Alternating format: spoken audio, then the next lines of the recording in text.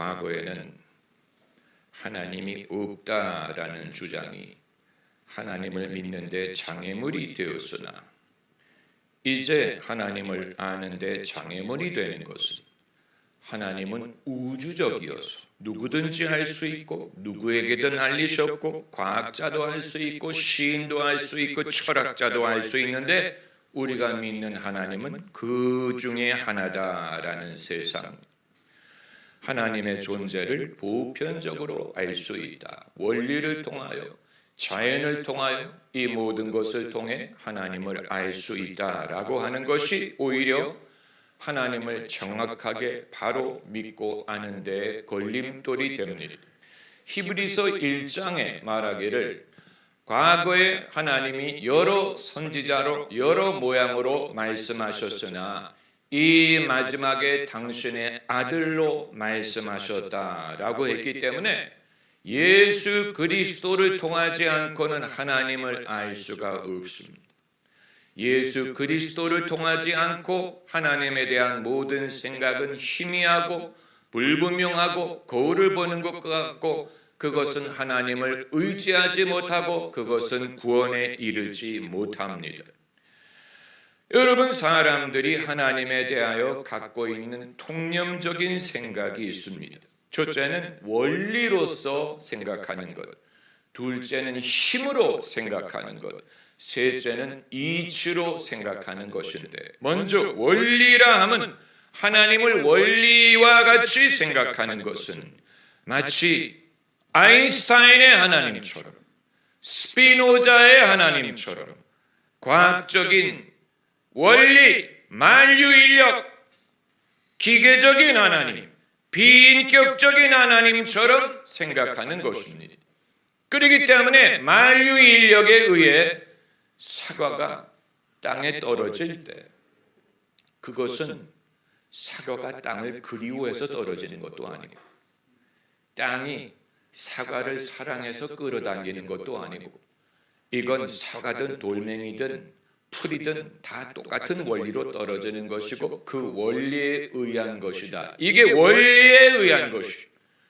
그러나 여러분, 하나님은 원리가 아니고 섭리예요. 다시 말하면 하나님이 하시는 일에는 목적이 있고 뜻이 있고 인격이 있고 거기에는 사랑이 있습니다. 그러므로 우리를 끌어당기는 것은 마치 만유인력에 의해 사과를 끌어당기는 것과 같지 않고 누구는 더 빨리 끌어당깁니다. 스데반을 하나님이 사랑해서 사도들보다 먼저 천국 가게 하셨어요. 12사도 중에 특별히 야고보를 사랑해서 야고보가 먼저 천국에 가게 하셨어요. 탕자를 사랑해서 탕자가 돌아오게 하신 것은 탕자를 보고 싶었기 때문이요. 그래서 탕자가 아버지께로 돌아올 수밖에 없도록 기근이든 창피함이든 곤궁함을 허락하더라도 그것을 통해 아들이 아버지에게 돌아오게 한 것은 이건 원리에 의한 게 아니고 하나님의 선한 섭리에 의해서 사랑하기 때문에 그 뜻을 두고 당신의 목적을 위해 행하게 하신 것입니다. 하나님을 어떤 기계적인 힘, 원리로 생각하는 사람은 하나님의 사랑을 이해할 수 없고 하나님을 인격적으로 만날 수가 없고 하나님이 왜 어떤 일을 하시는지 도대체 알 수가 없습니다. 여러분, 이것을 우리가 알기를 원하는 것입니다. 저는 헌재가 대통령 탄핵에 대한 이 판결을 내리기 전날 기도를 하면서 하나님께 여쭤봤어요. 하나님은 여기에 대해서 어떤 입장을 취하고 계십니까? 그런데 하나님이 입장을 가질 것 같지 않은 거예요. 나는 뭐 이렇다느니 하나님이 그럴 것 같지 않아요. 하나님에게는 어떤 의견이 있으신가요? 하나님에게 의견이 있을 것 같지 않은 거예요. 무슨 의견이 있겠어요? 나는 사실 누구 의견과 좀 더 가까워. 이상하지? 하나님에게 의견이 있다는 건 이상한 것입니다. 그러다 보니까 제 마음에 의구심이 들기 시작했어요. 우리에게 이렇게 중요한 일에 대하여 하나님에게 의견이 없다면, 하나님에게 입장이 없다면, 그렇다면 당신은 우리에게 무슨 상관이 있다는 얘기예요? 우리에게 무슨 상관이 있다는 얘기입니까? 이런 말을 성경에서 한 자가 누군지 아세요? 귀신이 그 말을 했어요. 귀신이 예수님이 다가오실 때 당신이 나와 무슨 상관이 있나이까? 그러니까 여러분, 하나님의 존재를 나와 전혀 상관이 없다고 생각하고 당신이 무슨 상관이에요? 라고 묻는 것은 귀신의 마음과 같다는 극도의 불신의 마음. 그런데 헌재 심판에 대하여 하나님의 의견에 대해서 궁금증을 갖게 되니까 하나님이 우리와 무슨 상관이라는 얘기야. 이렇게 중요한 일에 하나님의 의견이 없다면, 그렇다면 인간 각자의 존재에 대해서도 하나님이 상관이 없다는 말이 아니야. 이렇게 중요한 나라의 일에 대해서도 하나님이 입장이 없으시다면, 그럼 나의 개인사에 대해서도 하나님의 입장이 없다는 말입니다. 그렇다면 당신이 나와 무슨 상관이 있습니까? 그런데 헌재 판결을 들은 이후에 깨달음이 왔어요. 그게 무슨 깨달음이냐면, 첫째는 정치가 그렇게 좋고 정권과 권세가 좋은 모든 사람에게 하나님이 주시는 메시지가 될 수 있다는 거예요.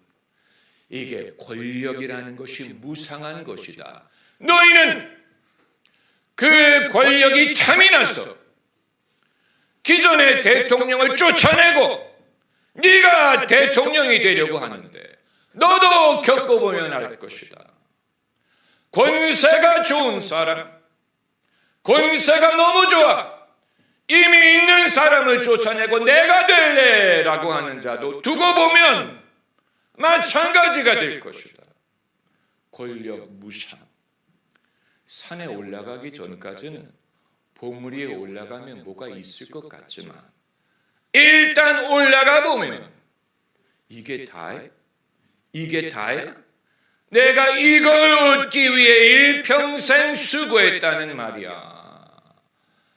그러나 사람들이 올라가 보기 전까지는 깨닫지 못하는 것입니다.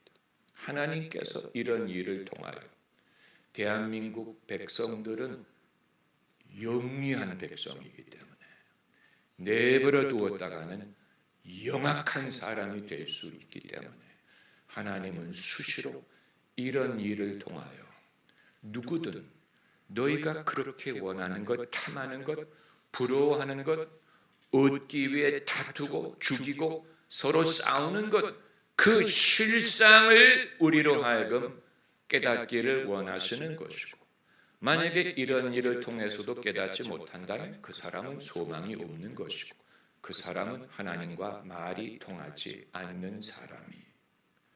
그것뿐만이 아니고 대한민국에서 일어나는 일을 이웃 나라들이 지켜볼 게 아닙니까? 북한이 지켜볼 거 아닙니까? 북한이 대한민국에서 일어나는 일을 알 수 있다면 깨달음을 얻을 것이 아닙니까? 저런 나라도 있구나.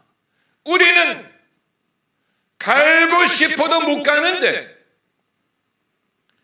우리는 지도자를 갈고 싶어도 못 가는데 대한민국은 국민이 뽑았다가도 저렇게 몰아낼 수 있구나. 우리는 도대체 뭐냐? 이거 어마어마한 메시지가 될 것이죠.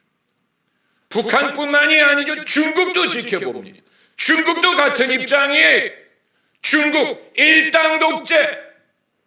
중국도 지각이 있는 사람이라면 대한민국이 우리와 못한 사람들이 아닌데, 저들이 저렇게 할 수 있다는 말은 저렇게 할 수 있다는 것을 보여주는 것이고, 우리가 못하는 것을 저희가 하는구나. 우리가 참고해야 되겠구나. 우리가 부러워할 만하구나. 왜 부러워합니까? 국가적인 혼동이 뭐가 부러워요? 그러나 혼동이 있기 때문에 질서를 찾을 수가 있는 것이죠. 바른 길을 찾을 수가 있는 것입니다.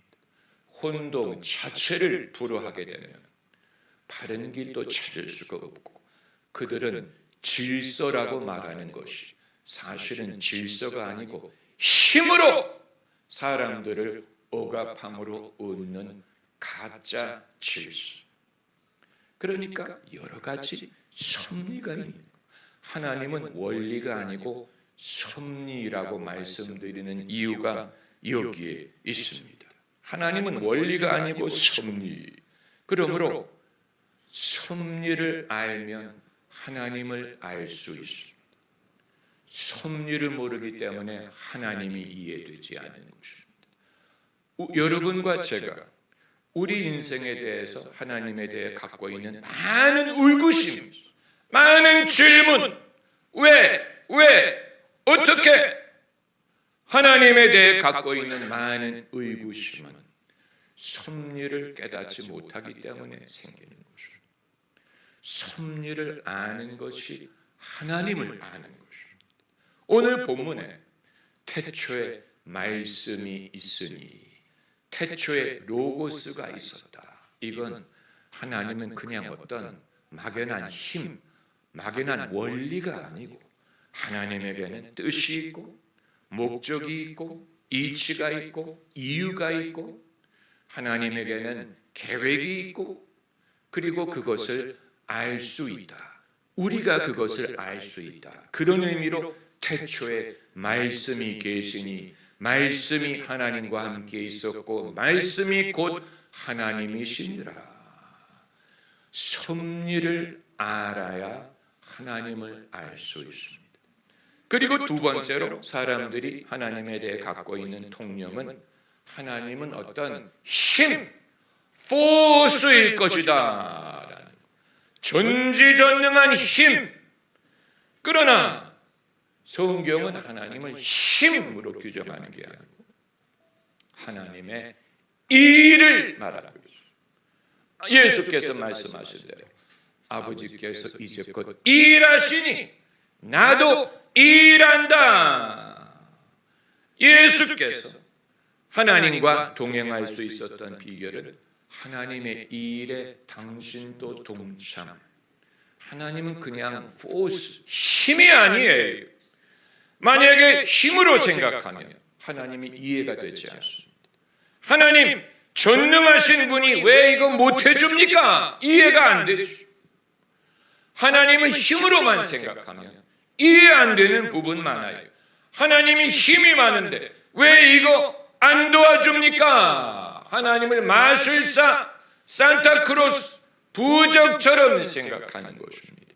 그러나 성경은 하나님은 힘으로 규정하기보다는 일하시는 분, 뜻을 두고 일하시는 분으로 묘사했어요.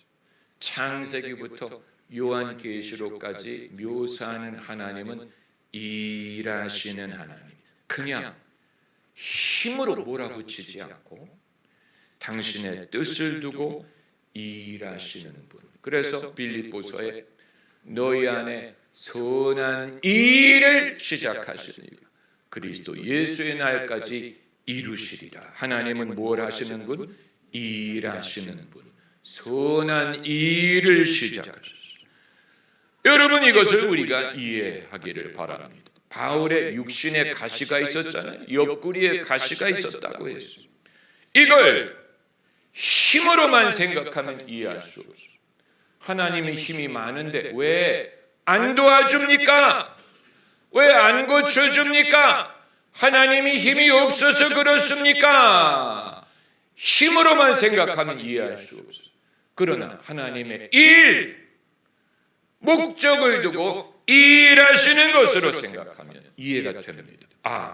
바울이 하도 계시를 많이 받았기 때문에 교만해질 것을 위해서 연약함을 허락해서 하나님을 의지하게 하시고 약함을 통해 강하게 하기 위한 일이다. 바울이 그걸 깨달았어요. 그래서 그것을 받아들일 수 있었어요.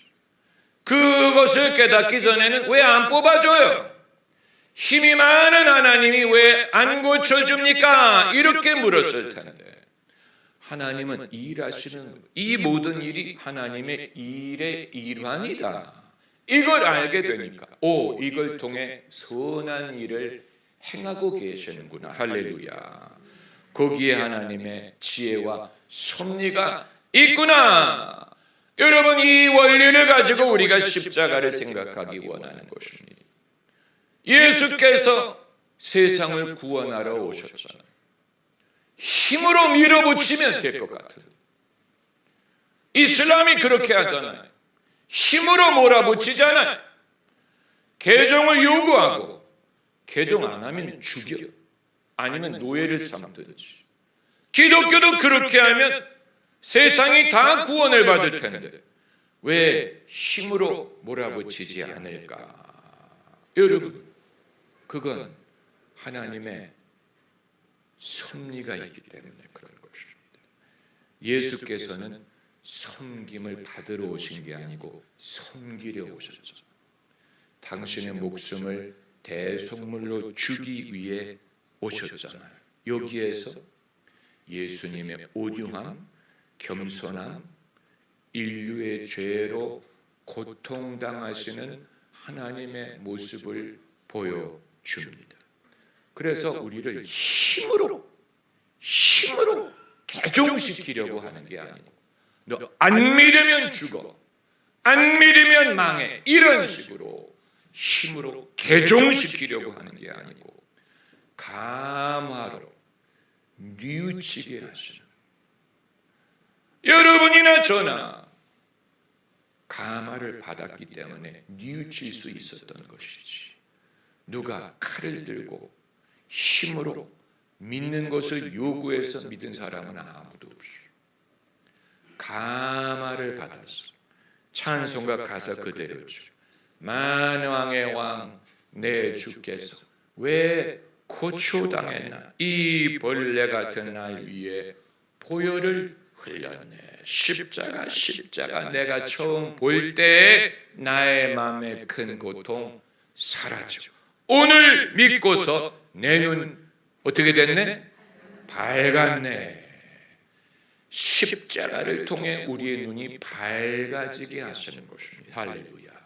그게 하나님의 방법, 그게 하나님의 일이에요.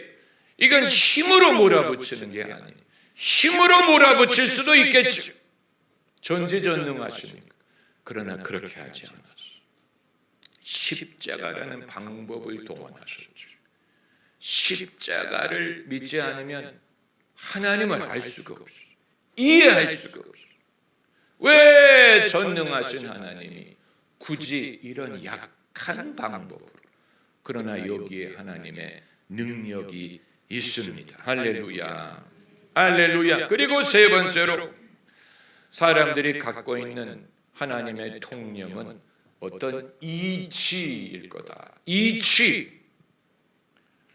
그러나 여러분, 하나님은 이치가 아니고 말씀이에요. 여러분, 이치를 말하는 종교는 유교, 공자왈, 맹자왈,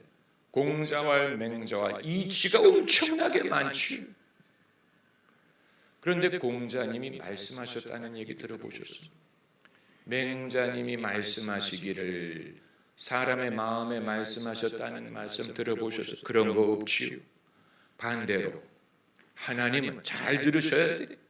저도 최근에 깨달은 거예요. 하나님이 당신을 나타내시는 순간에 말씀하셨다는 사실.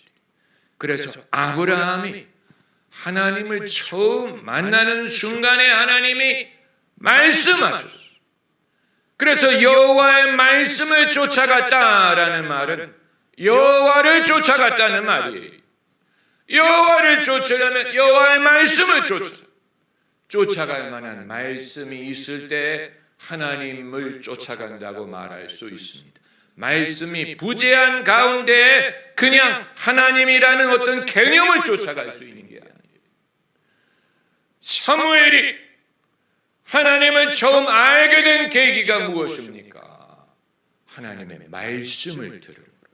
말씀을 들으므로. 사무엘아 사무엘아 밤중에 말씀하셨잖아요. 그 이전에는 하나님을 몰랐다. 그래서 누구의 목소리인지 몰랐어요.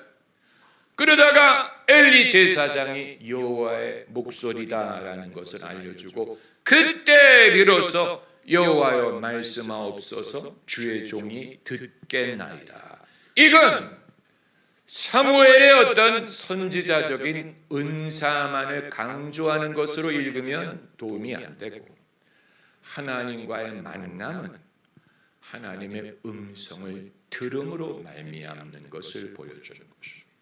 하나님을 안다는 말은 하나님의 음성을 듣는다는 말입니다. 하나님을 더 알수록 그 음성을 더 깊이 들을 수 있습니다. 하나님을 따른다는 말은 하나님의 음성을 따른다는 말이, 하나님을 신뢰한다는 말은 하나님의 말씀을 듣고 믿는다는 말, 하나님을 내가 의지한다는 말은 하나님이 내게 주신 말씀을 의지한다는 말입니다. 그게 없이 그냥 하나님을 신뢰한다는 말은 무의미한 것이 되는, 뭐를 신뢰한다는, 뭐를 맹목적인 것이 되겠죠. 의지를 말하는 것입니까? 그러므로 성경에서 하나님이 당신을 계시하시는 모든 사건은 말씀으로 기록. 모세도 그랬죠. 엘리야도 그랬죠. 세례 요한이 그랬죠. 반모섬의 요한이 그랬죠. 베드로가 낮에 기도하다가 환상을 보고 음성을 들었죠. 안디옥 교회의 교사와 선지자들이 금식하며 주를 섬길 때 성령이 말씀하셨죠. 이 모든 것, 하나님은 말씀하시는 하나님. 이 말씀이라는 것은 인격을 말하는 것이요, 소통을 말하는 것이요, 설득을 말하는 것이요, 다 이름을 말하는 것이요, 깨달음을 말하는 것이요, 대화를 말하는 것입니다. 여러분, 그래서 오늘 본문 말씀에 말씀이 육신이 되어 우리 가운데 거하심에, 이게 예수님의 성육신 사건을 말하는 것입니다. 2000년 전에 마리아의 몸으로 태어나신 것을 말하는 것입니다. 말씀이 육신이 되어 우리 가운데 거하심에 우리가 그 영광을 보니 독생자의 영광이요, 독생자라는 말은 유일한 아들, 유일한 사건, 유일무이한 사건, 단 한 번의 사건, 단 한 번의 구세주, 단 한 번의 아들, 독생자, 독생자의 영광이요 은혜와 진리가 충만하더라. 여러분, 교회 이름을 보면 이게 그냥 무난한 이름을 갖다 붙인 것인지 하나님이 주셔서 이름을 지은 것인지를 어느 정도 추측할 수 있는데, 판교를 가다 보면 은혜와 진리의 교회라고 있죠. 저는 그 교회 이름을 처음 보고 저건 하나님이 주신 거예요. 하나님이 주지 않으면 저런 이름을 지을 수 없어. 그리고 또 있습니다. 성수동에 푸른 잔디, 이건 하나님이 주신, 하나님이 주지 않으면 누가, 유치원 이름 같잖아요. 푸른 잔디 유치원. 하나님이 주신 은혜와 진리가 충만하더라. 예수님이 오신 사건을 말한 것인데, 여러분, 무한한 세월을 생각하면, 영겁 무한한 세월을 생각하면 그 오랜 세월은 뭐하고 계시다가 겨우 2000년 전에야 독생자를 보내셨다는 말이냐. 너무 하나님이 늦게 이 모든 일을 행하신 거 아니냐. 그 이전 사람들은 어떻게 하라는 말이냐, 이렇게 생각할 수 있지만 그게 아니고 이게 하나님의 정확한 타이밍을 쫓아서 이루어진 것이다 라고 믿으면 이건 우연한 것이 아니고 늦지 않고 하나님의 때를 쫓은 것이다. 그래서 성경이 자주 하는 말이 때가 참에 때가 오리니. 여러분 2000년 전에 마리아의 몸으로 태어나신 것이 너무 늦다고 생각하면 안 돼요. 대한민국에는 더 늦게 오셨습니다.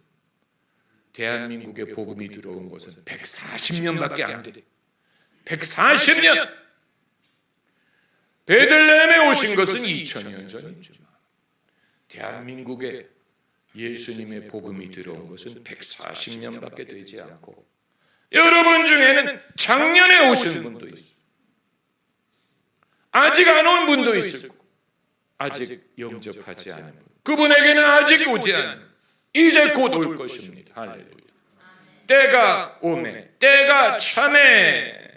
그러므로 구원의 때가 왔다는 말은 그 자체가 은혜, 그 자체가 은혜의 증거, 은혜, 고난길 헤치고 찾아온 길, 많은 백성을 구할 길, 고난을 헤치고 찾아왔어.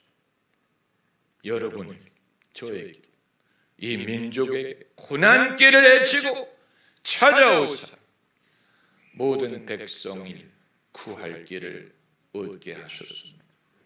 이제라도 우리가 믿으면 지금은 은혜 받을 만한데요, 보라, 지금은 구원의 날이 되는 것입니다. 할렐루야.